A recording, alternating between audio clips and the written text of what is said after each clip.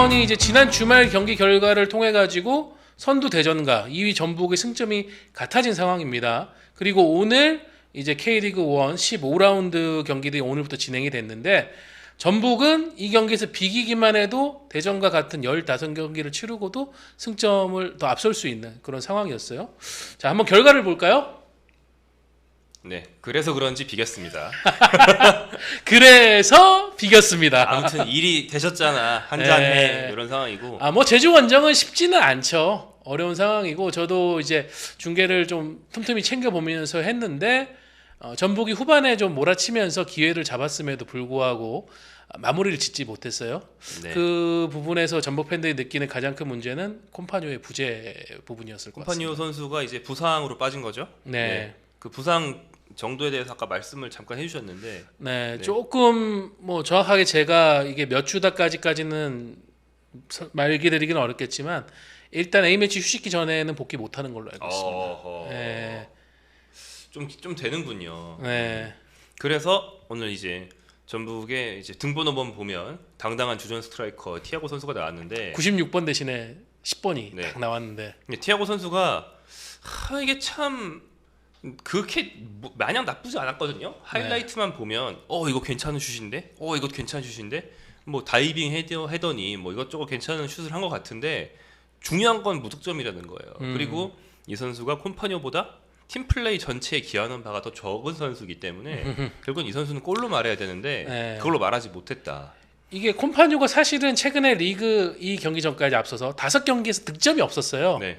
콤파뉴의 초반에 그 무시무시한 뚝배기 위력이 요즘 들어가지고는 좀 득점으로 이어지지 않는다라고 했지만 그래도 콤파뉴가 있으면은 그 선수에게 붙는 수비가 1명, 2명 끌려가다 보면 그 또 생기는 공간을 송민규, 전진우, 김진규 이런 선수들이 잘 해먹었단 말이에요. 그게 최근 전북의 흐름이었는데 결국은 이 콤파뉴 자리에 티아고가 들어왔지만 티아고는 그런 어떤 콤파뉴의 존재감을 재현하지는 못했다.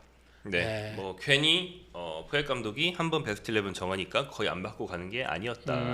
어떤 개인이 그냥 퍼포먼스가 좀 더 나왔다 덜 나왔다가 아니고 공격진 전체의 조합이 미묘하게 어그러지는 그런 모습이었고, 둘째로 말씀하신 것처럼 그럼에도 불구하고 전북이 좋은 슛이 분명히 여러 개 있었는데 여기 이제 김동준의 그날이 발동이 되면서 구석으로 가는 거 쳐내고 또 쳐내고 그렇게 됐습니다. 그래도 기대를 했던 것은 최근에 뭐 이 선수가 그라운드에 있으면은 뭐를 맞고서라도 골이 될 것 같은 그런 느낌을 주는 이 전진우 선수는 있었으니까 전진우 선수가 득점을 해주지 않을까 기대를 했지만 오늘은 조금 제가 볼 때 오늘은 전진우 선수가 본인이 해결하는 것보다는 좀 이타적인 역할을 더 많이 했던 것 같더라고요. 수비가 원래도 많이 하지만 수비가 남을 진짜 무지하게 하고 끌고 올라가고 얼리 크로스도 많이 올리고 뭐 접고 차고 뭐 여러 가지를 이제 도전을 했는데 잘 되진 않았다. 그런 날이었고요. 일단 그래서 득점은 지금 여전히 이제 10득점 기록하면서 단독 선두, 본인 또 커리어 하이를 이어가고 있는 시즌이고, 전진우 선수가 보니까 이 경기를 앞두고도 여러 매체들하고 인터뷰를 했더라고요. 방송사 뭐 또 지면 매체 이런 데들이랑 인터뷰를 했는데 저도 만나고 왔습니다. 순서대로 진행이 됐군요. 태극마크에 대한 질문이 역시 많을 것 같아요. 전진우 선수가 아직 성인 A대표팀에는 간 적이 없는데 23세 대표팀까지 올림픽 대표팀까지는 갔고 본선에는 못 갔습니다. 올림픽 본선은 못 가고 이제 그 전에 소집할 때 그때는 이제 전진우 선수가 이름을 올렸었는데 그러다 보니까 최근에 이 흐름을 봤을 때 K리거 중에서는 지금의 퍼포먼스로 본다면 전진우가 대표팀에 또 가야 되는 거 아니냐 이런 얘기들도 많이 나오는 것 같아요. 혹시 김정용 기자한테도 그와 관련된 코멘트를 하던가요? 네, 뭐 제가 전준우를 만났는데 이 질문 안 할 수 없죠. 질문을 했는데 일단 대표팀을 의식한 적은 없다.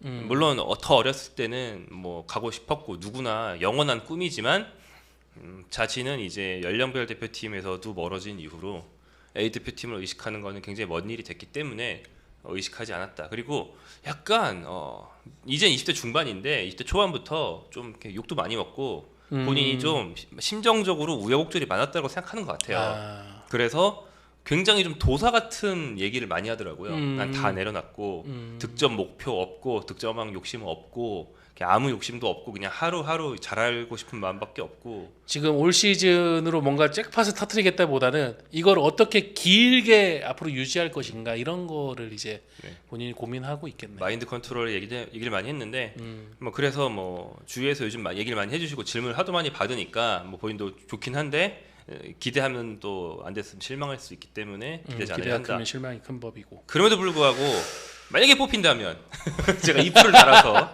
만약에 뽑힌다면 어떤 거를 보여줄 수 있겠냐, 어필 타임 한번 가져보자 그랬더니 뭐 그것까지는 빼지 않고 선수가 다행히 저한테 잘 맞춰줬습니다. 그래서 자기가 아무래도 요즘에 득점을 잘하고 있기 때문에 자기가 만약에 뽑히고 또 출장 시간이 조금이라도 주어진다면 상대의 어떤 수비의 약점을 잘 공략해서 요즘 득점 감각이 좋으니까 그걸로 이제 대표팀에도 기여하고 싶다 이런 얘기를 분명히 해줬습니다. 네. 다음 주 월요일이죠. 26일에 대표팀 명단 발표가 있는데 전진우 선수의 발탁 가능성에 얼마나 현실성이 있을까? 혹시 김정윤 기자 들은 내용이나 뭐 추측할 만한 그런 정황이 있습니까? 제가 뭐 따로 아는 거는 없습니다. 그러니까 제가 취재한 바가 아니고 기본적인 이제 정보 많이들 아시겠지만 리마인드 차원에서 얘기를 해보면 이선의 새로운 선수 발탁은 굉장히 어렵습니다. 왜냐하면 순번상 이선은 이미 홍명보 감독이 테스트한 선수들이 앞에 굉장히 많아서 새로운 선수가 들어가려면 제껴야 될 선수가 한 명이 아니고 한 서너 명이라는 것이죠. 네. 거의 뭐 이 선수들은 안 다치면 뽑는다 수준인 뭐 손흥민, 황희찬, 이강인, 이재성 같은 유럽파 한 4인방 정도가 일단 이선에 쫙 있고요. 그 뒤에 챔피언십 3인방 양민혁, 배준호, 엄지성 이 셋도 홍명보 감독이 상당히 신뢰를 하는 편이죠. 벌써 7명을 불렀습니다. 이렇게 쭉 있기 때문에 사실 좀 쉽지는 않긴 합니다.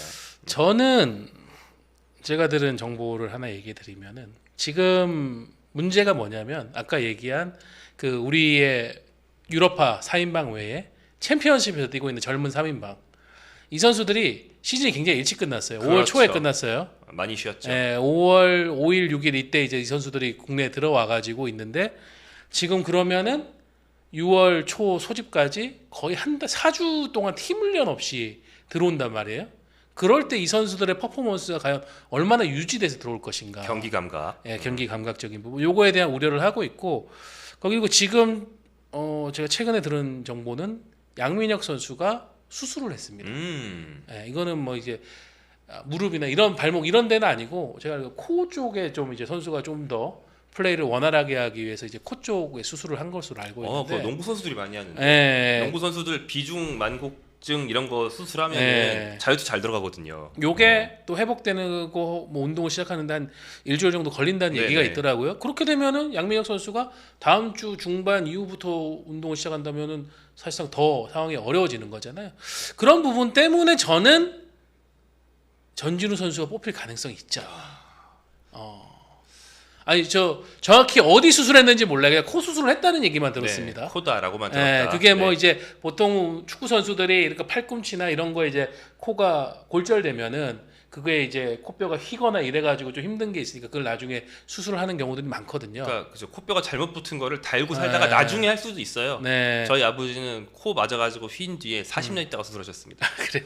네, 아무튼 저는 정확하게 거기 어떤 그걸로 수술했는지까지는 모르는데 회복하는데도 시간이 걸리고 해가지고 양민혁 선수도 선발 쉽지 않을 거다 그런 얘기들이 있더라고요. 챔피언십 멤버들은 놀기 바쁠 듯이라고 케이블이 채팅해.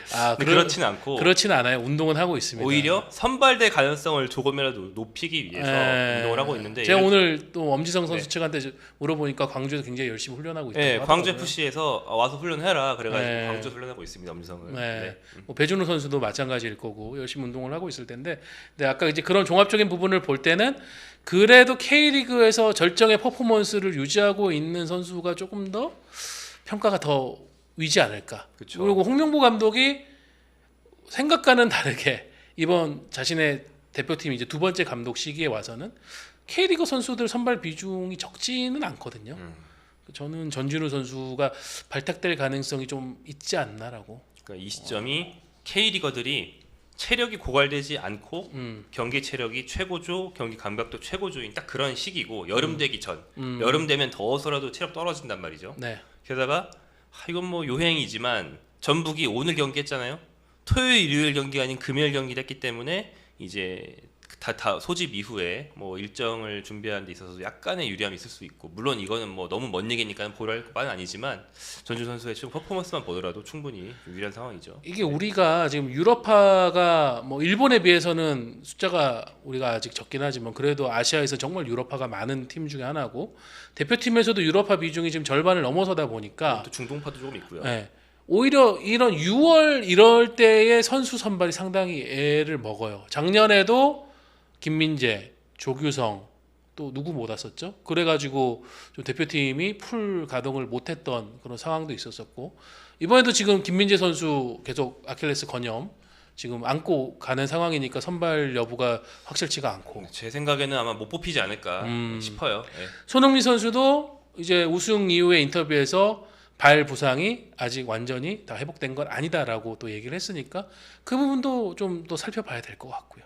그러니까 그런 부분을 봤을 때 저는 전진우의 지금의 득점 감각이라면 충분히 한 자리는 들어갈 수 있지 않을까라고 저는 혼자 내피셜로 굴려봅니다. 네, 좀 필요한 게 맞아요. 네, 그리고 본인이 내려놨다는 식으로 얘기했지만 전준 선수가 그 99년생 그 폴란드 U20 월드컵 세대 중에서 사실 제일 어떤 재능이 많다.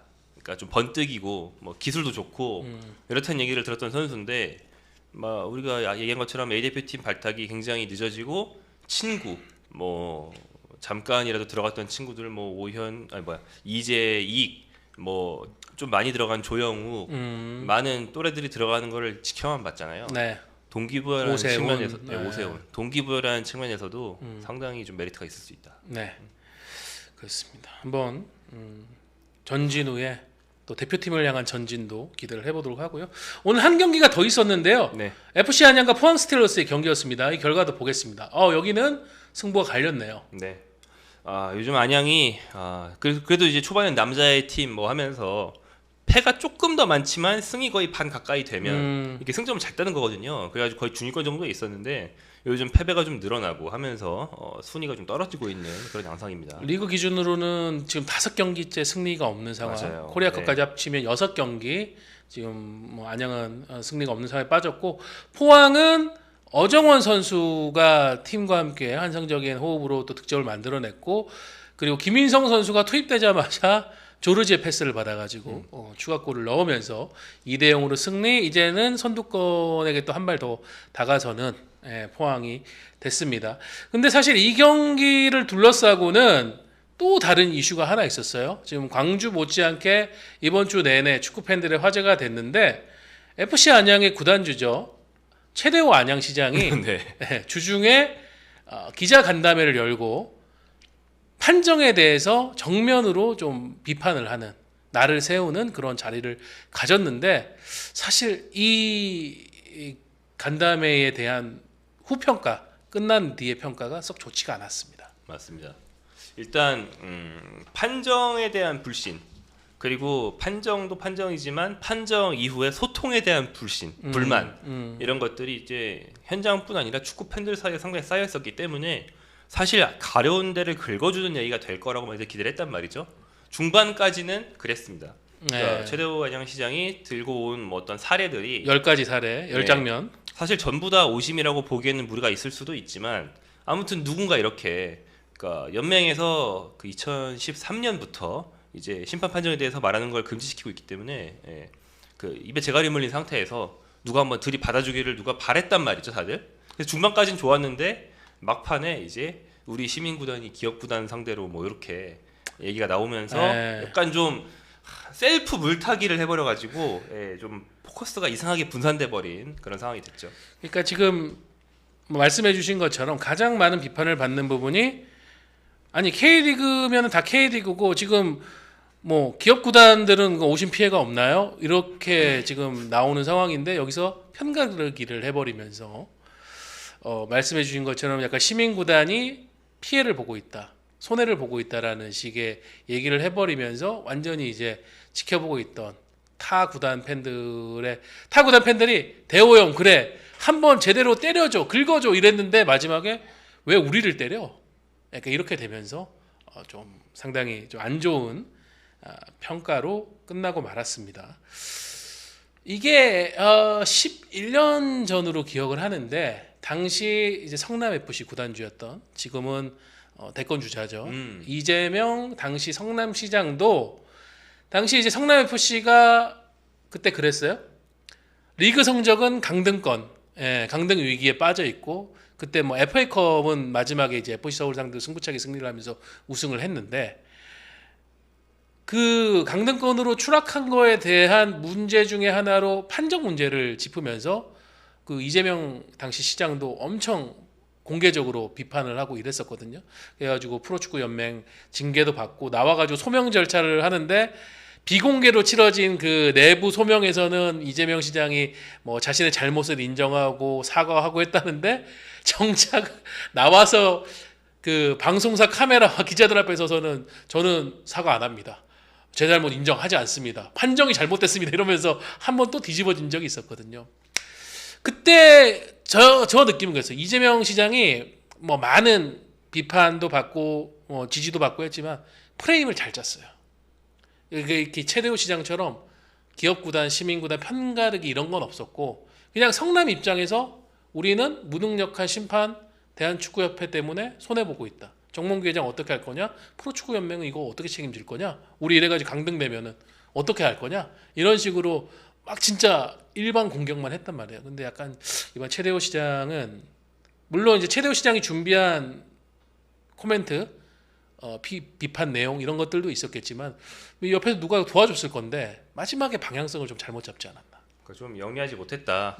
그러니까 저는 뭐 잘했다. 이래서 괜찮다라고 제가 이제 카바를 치는 게 아니고 그 동기, 그러니까 왜 이런 말이 나왔냐라는 면에서는 좀 순진하게 접근했다. 왜냐면 그 기자회견 한다고 이제 그 공지를 하고 나서 그 뭐 소통을 한 제가 뭐 직접 물어봤죠. 저는 기자잖아요. 소통을 한 축구계 다른 사람들한테 물어봤더니 이거 혹시 뭐 의도가 있어서 최대호 시장이 이러시는 거냐? 이를테면 요즘 뭐 대선 국면이잖아요. 뭐 상관이 있는 거냐 이런 거 물어봐도 지방선거 뭐 이런 거 아니 그냥 최대호 시장은 순수하게 빡쳐 있다고. 그분은 훌리건인. 네, 그냥 순수하게 그냥 안양에 대한 마음 때문에 순수하게 빡쳐서 하는 거라고. 마지막에 그 편가르기도 저는 그런 느낌이 들었어요. 이 형님 마지막에 훌리건 본능이 발동됐구나. 순수하게 빡쳐가지고 말이 그렇게 나오는 거예요. 원래 준비해온 글에는 그런 얘기가 없는데 그 뒤에 프리스타일 할 때 순수하게 빡쳐가지고 프리스타일 랩에서 순수하게 빡쳐가지고 나온 거거든요. 아무튼 그래서 그랬다. 의도가 있는 건 아닌 걸로 보인다라는 얘기고. 근데 아무튼 뭐 그래서 좀 저는 물타기 되는 게 좀 안타까운 게 이것도 좀 개인적인 의견입니다. 저는 이제 연맹이 이렇게 비판에 대해서 막 금지하고 이런 거를 한 10년 넘게 했잖아요. 근데 요즘 같은 상황에서는 이게 좀 악영향을 미치고 있다고 생각하거든요. 그러니까 심판이 어느 정도 잘 돌아가고 재갈을 물려놓고 알아서 자정을 할 수 있는 장치를 만들고 돌리면 괜찮아요. 근데 뭐 요즘에 특히 이제 대한축구협회로 이제 심판 관련된 게 이관된 뒤에 뭐 소통도 안 되고 맞아요. 질도 떨어지는 것 같고 백브리핑 한다고 했다가 뭐 3개월 만에 접어버리고 이럴 때 뭐 팬들이 막 뭐라고 하니까 기자들이 그걸 이제 대변해서 가끔 쓰는 정도지 뭐 축구계 내부에서 대놓고 뭐라고 할 수가 없었단 말이에요. 누가 한 명 들이받아 주는 건 좋았는데 그 뒤쪽에 그 셀프 물타기가 있음에도 불구하고 그 앞쪽에 그 이슈가 저는 묻히지 않았으면 좋겠다 이런 생각을 하고 있습니다. 맞아요. 저도 그렇게 생각해요. 판정에 대해 가지고 어쨌든 지금 약간 임계치에 도달하는 측면이 있기 때문에 이거에 대해서 프로축구연맹이 강하게 의견을 제시를 하고 대한축구협회가 거기에 따라 가지고 이제 변화를 줘야 됩니다. 프로축구연맹도 최대호 시장의 저 기자회견 기자간담회 이후에 또 입장문을 발표를 해가면서 거기에 이런 내용도 넣었어요. 연맹은 심판행정의 투명성과 공정성을 강화하고자 최근 대한축구협회에 영국 프리미어리그나 독일 분데스리가와 같이 심판위원회의 지도자, 은퇴선수, 언론인 등 다양한 이해관계자들을 참여시켜 개방성과 보편성을 확보해 줄 것, 그리고 논란이 된 판정은 심판위원회가 직접 구단과 언론에 소명할 것, VAR 온필드 리뷰를 진행한 판정은 주심이 장내 방송으로 관중의 상황을 설명할 것 등 심판제도 개선을 위한 여러 방안들을 제안하고 있다. 물론 대한축구협회가 이거에 대해서 무슨 귀신 씨나라 까먹는 소리냐라고 귀 닫아버리면은 프로축구연맹 혼자만의 외침으로 끝나겠지만 저나 김종용 기자가 지금 마지막에 결국 얘기하고 싶은 거는 이게 이제 어느 정도 반영이 돼야 된다. 그렇게 생각을 합니다. 저는 심판에 대한 신뢰가 떨어지는 이유 중에 하나가 그 부분이라는 거예요. 잘못했으면 잘못한 거 인정하고 벌 받고 무슨 벌 받았는지 공개를 해줘야 되는데 그걸 안 하고 있으니까 사람들은 저 사람이 무슨 징계 받고 지금 다시 여기 뭐야 뭐 잠깐 한두 경기 안 보이더니 또 나와가지고 심판 보고 있네? 뭐 한 거야? 이런 식으로 되니까 이게 점점 불신이 쌓여가고 있다고 생각을 하거든요. 그렇죠. 그런 부분에 대해서 해줘야 되고 저는 온필드 리뷰 때 심판이 직접 마이크를 잡고 설명을 하는 거는 지금 많은 리그 그리고 피파에서도 여러 이제 대회에서 적용을 하고 있어요. 이것도 신뢰를 어느 정도 높여줄 수 있는 하나의 방도라고 생각을 합니다. 그렇죠. 뭐 조금 더 그 자기 목소리로 직접 자기가 이제 소통하면서 한다는 느낌을 주니까. 근데 사실 마이크 잡고 하는 거는 다른 종목에서 먼저 반영한 사례들을 보면 그거는 사실 엔터테인먼트용에 가깝기도 해요. 재밌잖아요. 바로바로 VAR 실패! 코난 BGM 틀고 바바바바바바바바 하면서 특히나 이제 배구나 농구나 이런 종목들은 그 VAR을 챌린지로 보기 때문에 지금 뭐 예를 들어서 뭐 저기 LA 레이커스가 신청한 챌린지 실패 이러면 재밌단 말이에요. 그래서 하는 면이 있는데 그것도 그거지만 더 중요한 건 말씀하신 이제 이거 이번 주에 나온 거 오심인지 아닌지 사후 리뷰를 해가지고 오심이었을 경우에 인정하는 시스템 하나, 인정하고 공개한 시스템 하나, 브리핑 해야 된다 봅니다. 다시 부활해서. 그게 쌓였을 때 심판 징계하거나 뭐 내리는 시스템 이 두 개가 꼭 필요하죠. 근데 물론 저는 그런 것도 있고 오심에 대해서 인정하고 그거에 대해서 소명하는 자리도 가져야 되는데 동시에 저는 정말 잘 본 심판 있잖아요. 잘 본 판정. 그런 것도 거기 갖고 와가지고 저 이렇게 진짜 잘 봤습니다. 이렇게 잘하는 심판들도 있습니다라고 또 자랑도 해야 되고요. 그렇죠. 그렇게 좀 했으면 좋겠습니다. 왜냐하면 사실 팬들도 규정을 완벽히 숙지를 못해요. 저희도 잘 몰라가지고 규정집 봐야 되는 그런 장면도 있어요. 그 부분에 대해서는 심판들이나 심판위원회에 계신 분들이 저희보다 훨씬 더 많이 알고 계시고 정확하게 알고 있겠죠. 네. 그거에 대해서 서로가 그렇게 소통을 하면서 이게 진짜 저는 대한축구협회가 해야 되는 소통이라고 보는데 이런 건 다 닫아놓고 소통위원회 만들어서 지금 소통하겠다고 하는 게 별로 이해가 안 갑니다. 맞습니다. 그러니까 저는 최대호 시장이 오히려 좀 이거를 준비할 때 프로축구연맹하고 얘기를 해서 나 이런 부분 하나 가지고 얘기하지만 마지막에는 심판 부분이 발전할 수 있게 어떤 제언들을 하고자 합니다라고 했을 때 그랬으면 프로축구연맹이 시장님의 그런 어떤 의도에 대해서는 저희가 충분히 이해하고 저희도 이런 거를 지금 준비를 하고 있습니다라고 했으면은 서로 좀 마지막에 더 좋은 엔딩으로 끝날 수도 있었을 건데 우리 최대호 시장님 마지막에 급발진 밟으셔가지고 좀 아쉽습니다. 약간 좀 프리스타일 하다가 방송인데 F워드를 써버리는 그런 래퍼의 말로를 보는 것 같다고 할까요? 네. 알겠습니다. 안양이 지금 프로축구연맹도 그 얘기를 입장문에서도 밝히고 있어요. 정말 선도적인 그리고 이 서사적으로 중요한 구단이고 FC 안양이 승격을 했다는 것 자체가 리그에 대한 어떤 공정성이라든가 또 FC 안양 구단 나름의 경쟁력이 있다는 것을 증명했는데 그 부분을 퇴색시킨 것 같다라는 의도의 얘기를 했는데 좀 아쉽게 되지 않았나 싶고요. 구독자 여러분들의 반응도 잠깐 읽어보겠습니다. 네. 범준TV님께서 못하는 심판은 K3로 보내버리고 잘 본 심판은 상여금 줘야 된다. 말씀하신 것처럼 채찍만 주구장창 때리는 게 부담스럽다면 당근도 마련하면 되죠. 그렇죠. 저는 좀 극단적으로 하면 그런 것도 했으면 좋겠어요. 잘 본 심판들은 누적 점수제 올려가지고 아디다스 포인트처럼 이 심판이 지금 리그에서 가장 잘 보고 있다. 오히려 반대로 오심으로 인해 가지고 좀 그 점수가 낮은 심판 그걸 기준으로 그런 객관적 기준을 통해 가지고 심판 평가를 하고 또 연봉 계약이나 이런 거를 해주면은 또 심판들이 더 의욕적으로 할 수도 있지 않을까 그런 생각도 듭니다. 네. 그러니까 심판 보호는 당연히 필요해요. 이게 뭐 오늘 이제 안양 홈 경기에서 심판을 보호한다 이게 아니라 심판들도 뭐 실수를 할 수밖에 없고 VAR이 보조를 해준다고 하지만은 그럼에도 불구하고 실수를 하는 경우들이 월드컵 같은 대회에서도 나오거든요. 그럼요.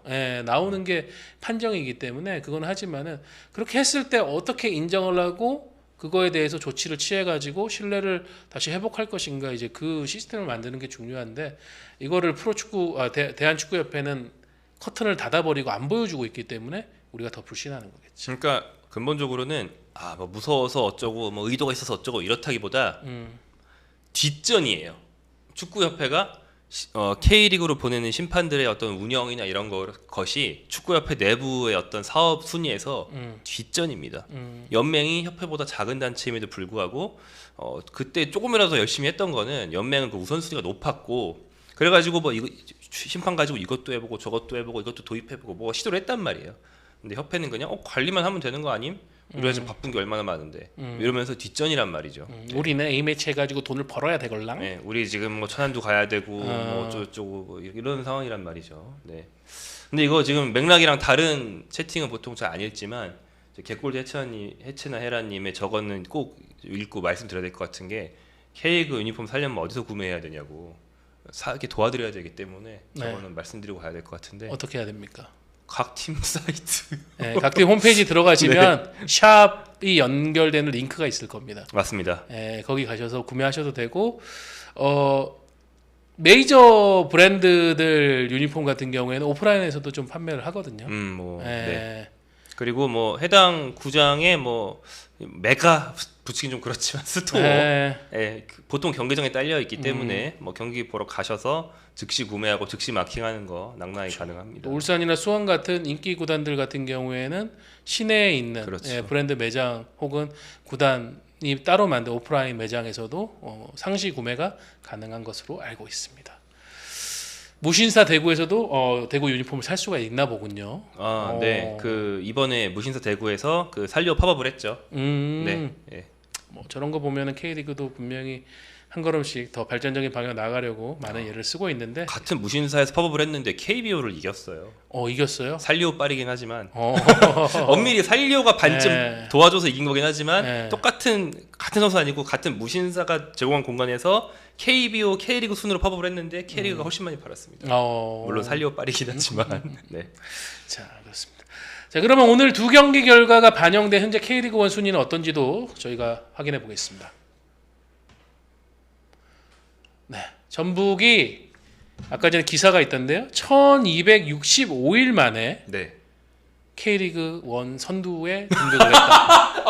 엄청 오랜만이네요. 1200이라길래 뭔가 했네. 거의 4년이네요. 네, 전북이 그 김상식 감독 체제에서 우승을 했던 2021 시즌을 마지막으로 1위를 한 번도 못했어요. 22년, 23년, 24년 그랬는데 지금 드디어 선두로 올라섰고요.